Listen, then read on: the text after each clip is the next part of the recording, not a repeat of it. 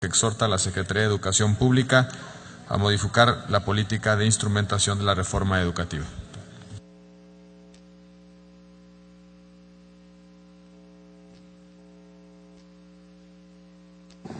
Muchas gracias, senador presidente. Con el permiso de todas y de todos, ¿qué está pasando en Chiapas? Mis paisanos viven hoy horas de intranquilidad, de molestia, y se sienten poco seguros de salir a las calles sin saber si ese día o el día de hoy, como está ocurriendo en este momento, hay algún bloqueo, alguna manifestación, sin saber si podrán ejercer un derecho fundamental como lo es el libre tránsito. En la lectura que se hace desde acá, desde la Ciudad de México, desde los medios de comunicación, quizá incluso desde el Senado, la culpa, la responsabilidad de lo que está pasando en Chiapas, pero también en Michoacán, pero también en Oaxaca, pero también en Guerrero, la culpa es de los maestros. Y eso es completamente falso. Lo que está ocurriendo en mi estado es una mezcla explosiva, generalizada, que incluso ha llegado en algunos momentos a la violencia. En Chiapas se están protestando los ciudadanos de Tuxtla por el desaseo electoral, por la privatización del agua potable, incluso hasta por la instalación de topes en vías rápidas. En Chiapas se están protestando los policías pidiendo mejores salarios y condiciones mínimas para realizar su trabajo. En Chiapas protestan mujeres y niñas preocupadas por una ola de feminicidios que tienen a Chiapas en el segundo lugar nacional. En Chiapas protestan los médicos y las enfermeras por falta de insumos básicos para hacer su trabajo con dignidad. En Chiapas protestan los bomberos ante la carencia de condiciones de seguridad. En Chiapas protestan los de Chenaló, los de Ochuc, los de Chanal, los de Ixtapa, los de San Cristóbal, los de Tila, por un proceso electoral desasiado y fraudulento. En Chiapas protestan los caficultores por la falta de acciones ante la plaga de la roya del café. En Chiapas protestan los transportistas de Comitán por la ampliación indiscriminada del número de concesiones y la corrupción con la que se están entregando. Y en Chiapas que por supuesto protestan los profesores ante la implementación de la reforma educativa. ¿Y cuál ha sido la respuesta? Ante algunos, solamente el silencio. Con otros, la negociación reactiva. Pero para los profesores, la respuesta ha sido la confrontación desordenada que incluso ha llegado a la violencia como el día de hoy. Y no son los únicos, pero sí contra los que se ha emprendido una actitud más dura, más firme, pero más dura también. En lo que va de mayo, en Chiapas ha habido 26 bloqueos, 26 manifestaciones, cierres de carreteras por diferentes organizaciones inconformes. Hoy, mientras dirijo estas palabras a ustedes, a este pleno, es imposible entrar o salir de Tuxtla porque están tomadas las dos entradas a la ciudad capital de mi estado. Y esto abre, por supuesto, dos preguntas. ¿Qué ocurre en Chiapas? ¿Y por qué ha sido tan difícil implementar la reforma educativa en estados pobres como lo es el mío? Empecemos por el segundo, la reforma educativa. Dice el investigador del Colegio de México, Manuel Gil Antón: es muy sencillo despreciar las críticas a la reforma educativa poniendo a todos los que la debaten en el mismo costal. De ese modo, el poder que no escucha, que no dialoga, concibe todo cuestionamiento como insolencia ilegal y se queda aislado en su aparente triunfo. Sojuzga, somete y doblega. Su instrumento es la fuerza pública. Cuando aquí votamos la reforma educativa, se dijo, la reforma no es perfecta, pero esas fallas hoy salen a relucir en el proceso para llevarlo al plano de la realidad en los estados con mayor pobreza y con menor fortaleza institucional. Nada bueno ha surgido en Chiapas cuando el gobierno, en lugar de reconocer que hay deficiencias en sus estructuras y abrir las puertas al diálogo, asume una posición defensiva.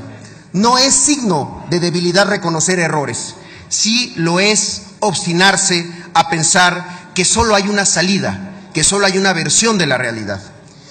Quiero decirlo aquí en la máxima tribuna del país y decirlo muy claramente. Los maestros no son los responsables de lo que sucede en Chiapas. Los maestros no son el enemigo. No es justo plantearlo así, ni tampoco es responsable. Lo dice también Gil Antón. En la implementación de la reforma se ha concebido al magisterio como el insumo a mejorar, no como el socio en la transformación que le urge al país. Siempre he creído que para poder solucionar una situación se necesita primero diagnosticarla bien para saber cómo sí. Primero hay que saber también cómo no hacer las cosas. Y yo creo que no es así como se está haciendo, como se van a solucionar. No es así porque la reforma educativa ubicó desde el inicio que los maestros eran los culpables de todas las fallas educativas del país, y todos sabemos que no es así. No es así porque Chiapas vive una realidad aparte del resto del país, una realidad de pobreza, una realidad de marginación y de desigualdad. Ya lo dice la máxima aristotélica: tan injusto es tratar desigual a los iguales que tratar igual a los desiguales.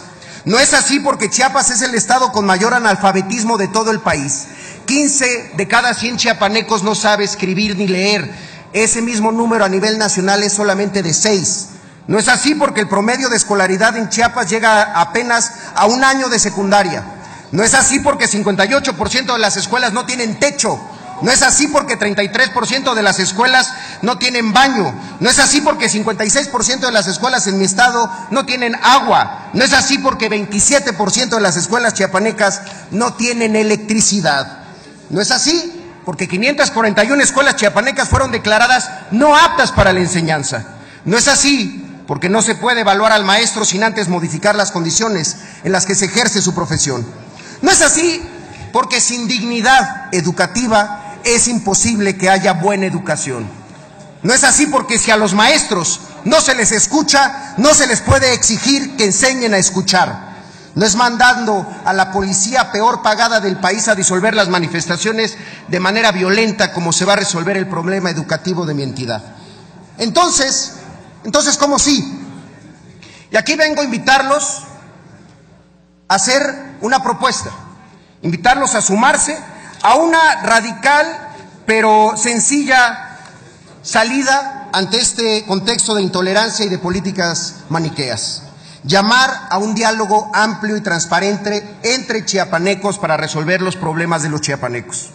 Un diálogo ordenado e incluyente en el que participen los maestros, los senadores, los diputados, el gobierno del estado, los académicos, los jueces, los empresarios, los activistas, los periodistas, que participen todos los chiapanecos para llegar a un acuerdo transversal, convergente y vinculante. Es hora de dejar de acusarnos, es hora de intentar llevar agua a nuestro molino. Chiapas no puede funcionar sin un piso común, sin una sociedad más armoniosa, igualitaria y justa. Para ello, tenemos que dejar atrás el miedo al debate de las ideas, convocar a ese gran diálogo abierto en el que participen todos los chiapanecos. No en el clásico esquema de diálogo cerrado, tras bambalinas, sin un ejercicio abierto de democracia. No, un diálogo transparente, televisado, abierto, con reglas y con respeto. Por eso, mi invitación, compañeras y compañeros, es que empecemos ya, que nos pongamos de acuerdo y lo hagamos con la urgencia que amerita la situación. Sin ello, no se puede pensar en una solución a la situación que restituya el tejido social y recupere la confianza hacia toda la clase política que la ha perdido. Los invito a todos a que suspendamos cualquier indicio, cualquier tipo de agenda electoral anticipada que solamente está dañando la utilidad de la política, de la buena política, en el estado en el que más hace falta en estos momentos. Por eso, senadoras y senadores, creo que es la hora de demostrar que la lealtad de los políticos, de todos, es a nuestros representantes y a nuestros estados, no a un partido, no a un gobierno. Ahí mi propuesta: gran diálogo entre chiapanecos para encontrar soluciones a los problemas de Chiapas. ¿Es eso o pensar que la protección de las cosas como están van a surgir de manera espontánea y milagrosa las soluciones que requiere la parte más pobre de nuestro país? Actuemos ahora que podemos. Ya la historia nos ha dado dolorosas lecciones que no queremos repetir. Se ha dicho en esta tribuna, en otros tiempos y en otros momentos críticos: somos mucho pueblo para la derrota. Construyamos la casa de todos, en la que quepan todos los chiapanecos sin distinción. Es cuanto, señor presidente. Muchas gracias.